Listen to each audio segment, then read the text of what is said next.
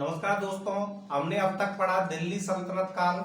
दिल्ली सल्तनत काल में हमने गुलाम वंश, खिलजी वंश, तुगलक वंश, सैयद वंश और लोदी वंश को पढ़ा।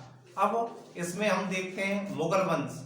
लोदी वंश का जो सबसे अंतिम शासक था, जिसका नाम था इब्राहिम लोदी। तो इब्राहिम लोदी बाबर से परास्त हो गया और सन 1526 में पानीपत के युद्ध में इब्राहिम लोदी की हार के साथ ही भारत में मुगल वंश की नींव रखी गई।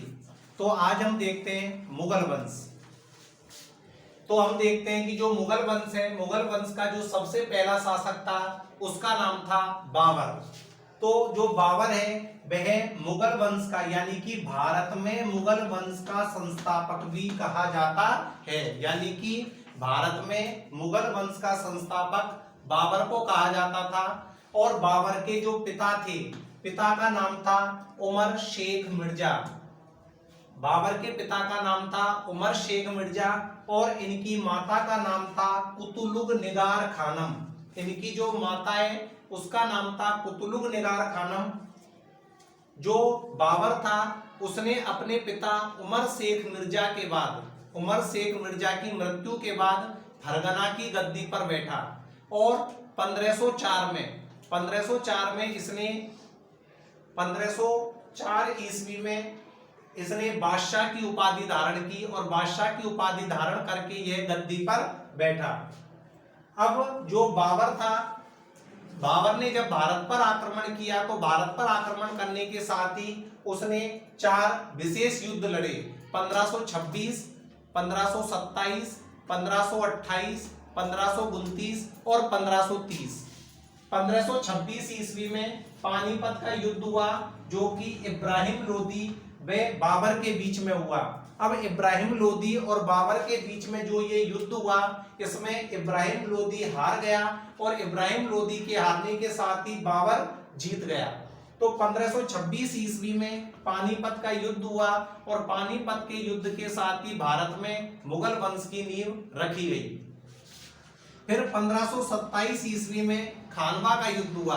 1527 में जो खानवा का युद्ध है यह भरतपुर के समीप यानी कि खानवा के मैदान में लड़ा गया और इसमें इस युद्ध के विजय के बाद बाबर ने गाजी की उपाधि धारण की।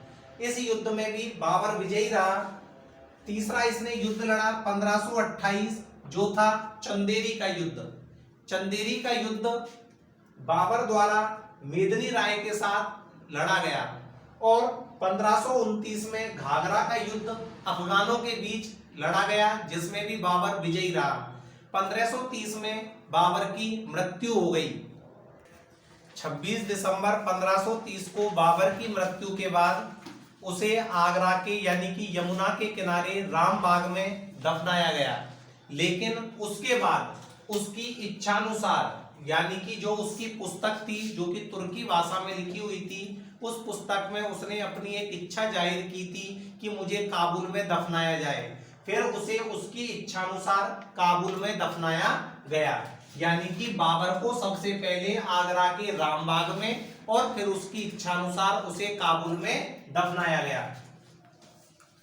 बाबर ने अपनी दिनचर्या की पुस्तक, बाबर प्रतिदिन अपनी एक रोजनामाचा रखता था, या कहने का मतलब वह दिन भर की जो दिनचर्या है उसको वह रात्रि के समय एक पुस्तक में लिखा करता था, जो कि तुर्की भाषा में लिखी हुई थी, जिसे बाबरनामा भी कहा जाता है, जो तुजुके बाबरी के नाम से भी प्रसिद्ध थी। यानी कि बाबरनामा को तुजुके बाबरी के नाम से भी जाना जाता है।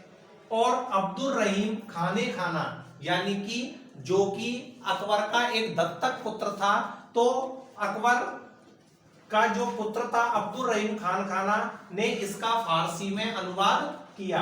तो अब्दुल रहीम खान खाना ने इसका फारसी में अनुवाद किया। और जो बाबर था वह मुबय्यान पद्य शैली का जन्मदाता था। मुबय्यान पद्य शैली का जो जन्मदाता था वो बाबर था और बाबर ने ही मुबय्यान पद्य शैली को जन्म दिया। 1527 ईस्वी में जब खानवा का युद्ध लड़ा गया तो 1527 में खानवा का युद्ध तुलगामा पद्धति के द्वारा लड़ा गया और तुलगामा पद्धति के साथ ही इसने जिहाद का नारा भी दिया, यानी कि बाबर ने जिहाद का नारा दिया या धर्म युद्ध का नारा दिया।